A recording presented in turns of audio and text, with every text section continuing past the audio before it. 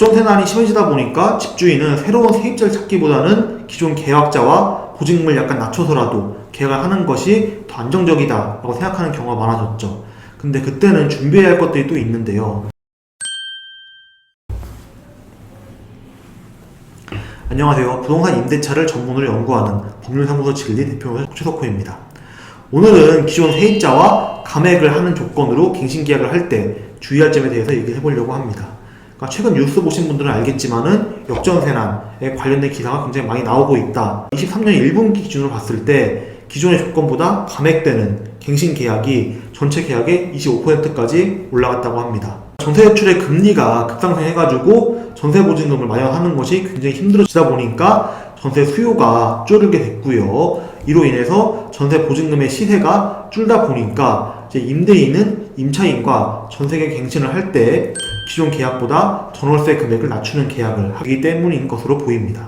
그러니까 한마디로 임대인 입장에서 보면은 새로운 세입자를 찾는 것도 일단 쉽지가 않아졌고요. 새로운 세입자를 찾는다고 해도 이미 시세가 낮아져 있기 때문에 기존 세입자보다 더 못한 가격에 계약을 체결해야 되는 문제가 발생을 한 거죠. 특히 이제 기존 세입자한테 전세 보증금을 돌려주기 위해서 이제 받는 대출의 금리도 올라갔기 때문에 이제 임대인으로서는 차라리 금액을 좀 낮추는 한이 있더라도 기존 세입자와 계약을 하는 것이 더 경제적이다 라고 판단을 하게 된 거겠죠. 그러니까 정말 심한 경우에는 그 보증금 차액 그것마저도 돌려줄 수 없는 처지의 임대인도 가끔 있다고 합니다. 이럴 때는 임대인이 오히려 역으로 임차인한테 월 얼마씩 차익을 분할해가지고 지불하는 경우도 있고요. 아니면은 세입자가 받은 전세대출금의 이자를 지원해주는 경우도 나온다고 합니다. 그러니까 보증금 차액에 뭐 분할 지불을 한다거나 전세대출 이자를 지원하는 등의 감액계약이 이루어지는 갱신계약을 할 때에는 증거로 삼기 위해서 제대로 이 서류를 남겨두는 것이 임대인과 임차인 모두에게 도움이 될 거라고 생각이 됩니다. 그리고 어떤 분들은 감액갱신계약을 하게 되면은 계약갱신 청구권 어떻게 되는 것이냐 라고 물어보는 분들도 계시는데요. 그러니까 보증금이나 월차임이 감액되는 경우에도 갱신된 계약이 임차인의 갱신 청구권 행사에 의한 것이 아니다 라고 한다면은 임차인은 당연히 계약갱신 청구권을 행사할 수 있다. 주택임대차 보호법상 이러한 계약갱신 요구권 행사는 보증금의 증액이나 감액과는 관련된 조건이 없기 때문이거든요. 그렇기 때문에 감액계약이나 증액계약을 했다 이 두 가지 여부는 중요하지 않고요. 그러니까 임차인이 계약갱신 청구권을 행사했느냐 안 했느냐 이 여부에 따라서 갱신 청구권을 한 번 더 행사할 수 있는지 없는지의 결과가 달라진다고 보시면 되겠습니다. 한편 이제 감액된 내용으로 갱신계약을 체결하는 경우에 사전에 약속한 내용들이 좀 있을 것 같아요.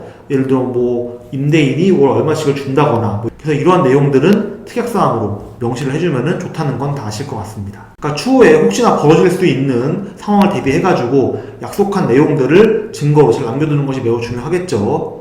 또 이제 확정일자 같은 경우에는 굳이 새로 받을 필요까지는 없습니다.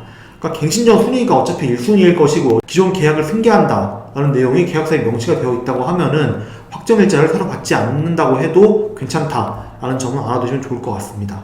물론 굉장히 드문 경우긴 한데 확정일자를 다시 받는 경우에 후순위로 순위가 밀리는 경우도 간간히 있거든요. 그러니까 이럴 때는 증액 부분에 대해서만 수정된 확정일자를 받아도 무관하긴 한데 되도록이면은 확정일자를 안 받는 것이 임차인 입장에서 더 유리하다라는 점도 알아두시면 좋을 것 같습니다. 그러니까 주택가격의 하락과 또 금리의 급격한 인상으로 인해 가지고 세입자분들이 월세를 더 많이 찾게 되었고 그로 인해서 임대인의 전세보증금 반환을 위한 대출 이자까지 올라가다 보니까 기존 세입자와 감액계약을 맺는 집주인이 많아지고 있는 만큼 임차인도 그리고 임대인도 자기의 권리를 보장받을 수 있는 방법들을 미리 잘 알아두시면 언젠가 도움이 될 것 같습니다. 오늘은 감액갱신계약에 대해서 설명을 드렸는데 도움이 되었기를 바라고요. 영특한 최근 구독과 알림 설정도 부탁드리겠습니다.